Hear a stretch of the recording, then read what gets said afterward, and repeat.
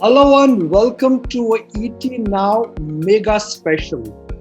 My guest on the show today is someone who's not only one of the best selling business authors in the world, his whole approach towards investing and those who follow him have immensely benefited from it.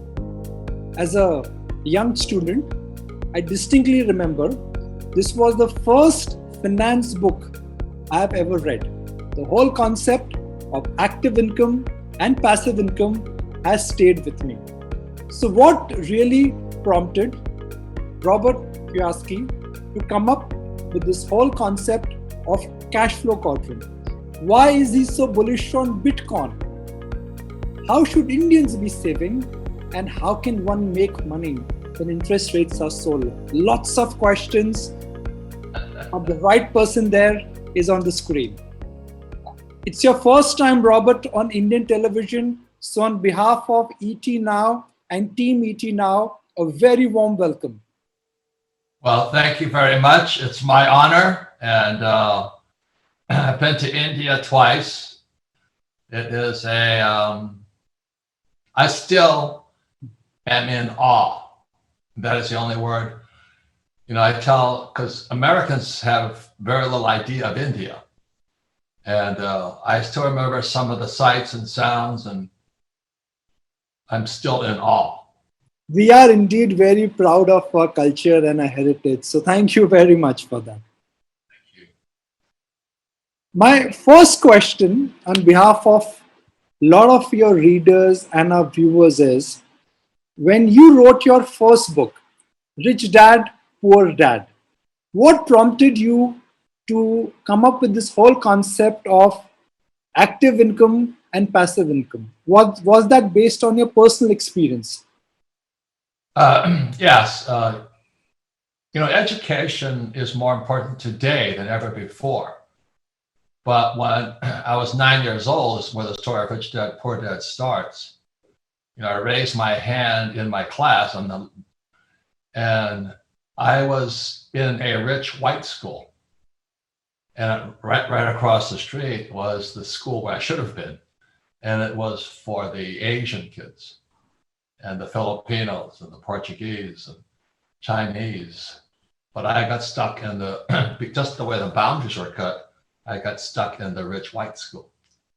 And then I realized that I was poor. I never knew I was poor until I hang out with rich guys. They're nice people. I mean, the greatest people on earth. Hawaii, this is the farthest city south in the United States, farther south than Miami, Hilo, Hawaii. And it was a sugar plantation town. So my classmates all owned the plantations. And the guys across the street where I should have gone to school when I was 9, worked for the plantations. So when you're 9 years old, you kind of go, what's happening here? And what's the difference? So I raised my hand. It was a very nice white school teacher. She looked like she could have been a church lady or something. And I asked her, I said, well, when am I going to learn about money? And she says, we don't teach money in school. And I said, that answered my question.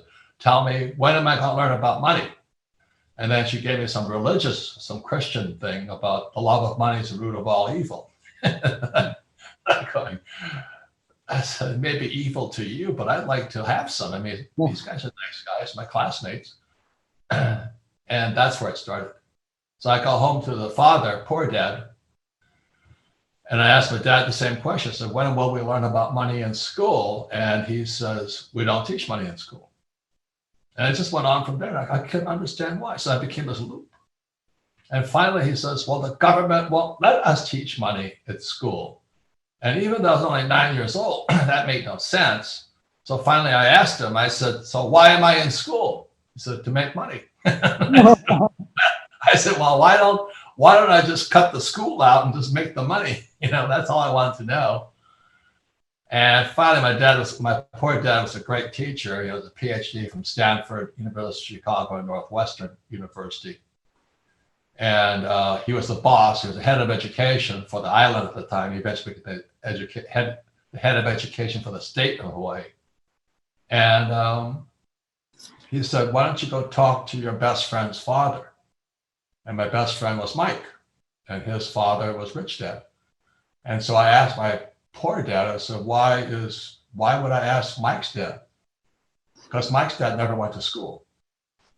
And because his father died, Mike's grandfather died, so his father took over. And his father learned business as a young man in real life, in real time, if you know what I mean, not through academics.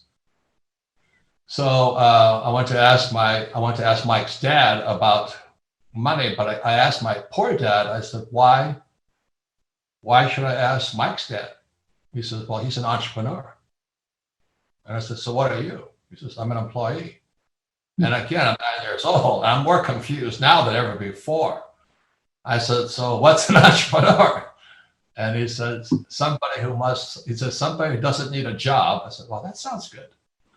And then he said, and somebody who knows about money. I said, that's what I want to become. I don't need a job, and I know a lot about money. So I could draw you a picture here, and that's where it began. So pictures are worth 1,000 words. So here's this picture here. I'm going to hold it close to you. So this is poor dad here. Yes. And his most important document was his PhD. So he wanted me to become a PhD. And then this here is Rich Dad. And his most important document was a financial statement. So, Mr. Kiyosaki, for someone who has just got his first salary check, is a millennial, how should one start building their financial freedom? First spend and then save, or first save and then invest? I don't save money. I really don't. We have what's called a fiat currency, and a fiat currency stands for fake money. So that's why you always hear me say, I should be Indian. I should save gold and silver, because that's real money. That's God's money. And then today there's Bitcoin, which is people's money. So I don't save money because it's opposite. Well, let me show you another picture here. Okay, so here's another picture. And this is the trouble with academics here. They say, I'm right, you're wrong. I'm right, you're wrong. And this came from a teacher of mine, Dr. R. Buckminster Fuller. He basically said all coins have three sides: heads, tails, and the edge of the coin. And intelligence is to stand on the edge of the coin. So when somebody says to me, save money, I go, I don't do that. And then I get attacked. They say, should you go to school? I said, no, because I didn't learn anything about money in school. Because it's opposite sides. Our imagination. But if you've been programmed to go to school, get a job, work hard, save money, get out of debt, and invest in Wall Street stock market, you've been programmed. And that's what I don't like about school. They program kids to work for the rich, for the plantation owners, like when I was a kid. And when I was 9 years old, I wanted to own the plantation. I didn't want to work for the plantation. Why do you like gold and Bitcoin at the same time, Robert? Some would imagine that gold does well when there's inflation. Bitcoin is something which we really don't know how to value. Rich Dad, Poor Dad is about a financial statement. And this here is a financial statement from the cash flow board game. Because this is the most important document everybody should have. So I'll just give you the basics of accounting. It's all in Rich Dad, Poor Dad. This is called an income statement. So there's three financial statements in here. Income statement, you should know that, Yes. Commerce. This is called a balance sheet. And this is called the statement of cash flow. So my board game is called cash flow, because most people have to learn to control their cash flow. And most people, their cash is flowing out, not flowing in. This here is Poor Dad. Go to school, get a high-paying job, income. That's where kids are programmed. So doctors focus here, lawyers focus here, employees focus here. The capitalists focus down here. So all I ever focus on is your acquisition and accumulation of assets. And an asset is something that puts money in my pocket, whether I work or not. Okay, so poor debt, rich debt, statement of cash flow. It's really that simple. So when you buy a house, when you look at the cash flow, so here you have a job, Okay. and here you have your mortgage. Mortgage is a liability, and the cash comes in from your job and it goes out your expense column. So the flow is going this way. Now, I'm not saying don't buy a house. I have 7,000 rental units. I bought it on debt. I am 600 million in debt. Now, the average person can't handle 600 million in debt. The only reason I can handle 600 million in debt is when I go to my banker, I show him my financial statement. So this here is called financial literacy. Can you read a financial? Financial IQ is, can you control your cash flow? And the reason America is going broke is because our cash is flowing out at high speed right now. I think we borrowed $7 trillion this year alone. So that's why in here, I have gold, silver, Bitcoin, because this is outside the Federal Reserve banking system and outside Wall Street. So that's why I started my own gold mine in China, a silver mine in Argentina, and I have oil wells, because those are assets. Would you advise, or are you saying that you don't have faith in stock markets and you will not buy stocks? I don't like anything that's paper. I'm not saying don't do it. I'm just saying my formula is different, and everybody should have their own formula. My rich dad always said there's a million ways to heaven, financial heaven, but a billion ways to hell. And billions of people are going to hell right now with this COVID pandemic and all this. So, Robert, if somebody, let's say, starts young and wants to generate passive income, and he starts with $1,000 or $1,500 a month, that's what you can afford, or maybe $2,000 a month. How can one start passive investing? How can one start generating cash flow when you're starting young and fresh? The more knowledge you have, the less money you need. So and that's why this document here,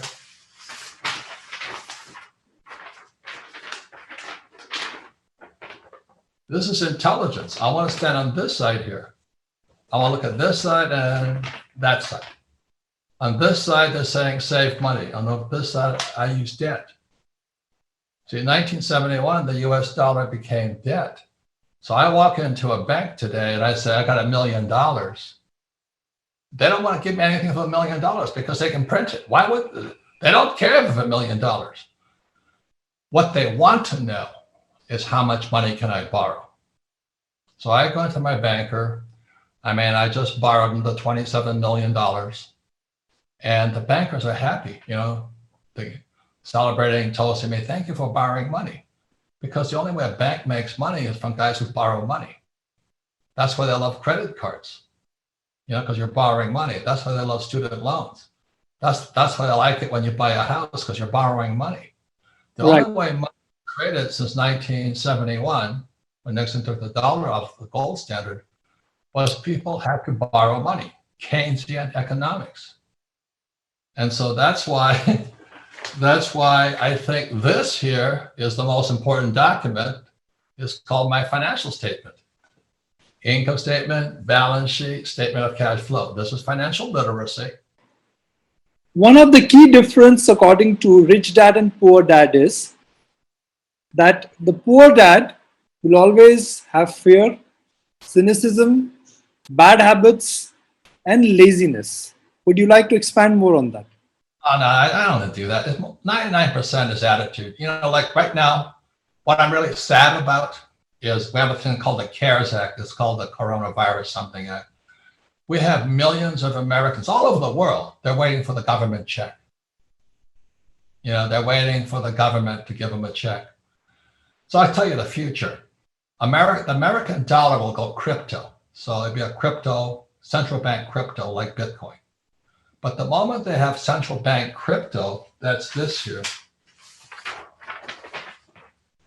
It's Big Brother, from Orwell's, was it Orwell, right? Big Brother. Yeah. And the moment they have crypto, US dollar crypto, or IMF crypto, or World Bank crypto, or Bank BIS crypto, they can control everything you do. They'll know what you're spending on. The government can inject money directly into taxes. But not only that. So last question, Robert. If you look at the environment right now, like you said, bond yields are low, gold and crypto gold and crypto is what you're really bullish on. If you have to rewind your view on the world to 2000 and 1990, what do you think is one mistake which every investor does and they don't learn again? So this here, GRUNT stands for the Gross Universal Cash Heist. It's how they steal your wealth through your money. And that's why lesson number one in Rich Dad, Poor Dad is the rich don't work for money. The rich work to acquire assets.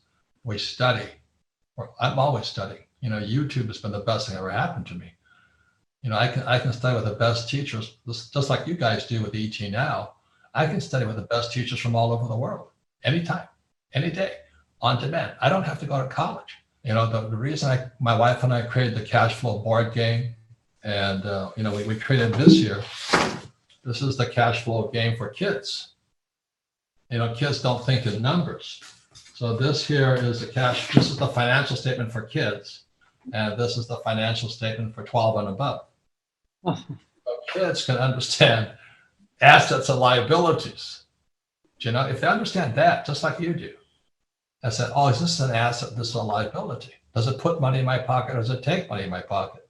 I mean, you don't have to go to Oxford or Cambridge to know that, because you're not going to learn it anyway there. So if a kid understands, oh, this is an asset and this is a liability, they have a head start in life. And that's all I knew.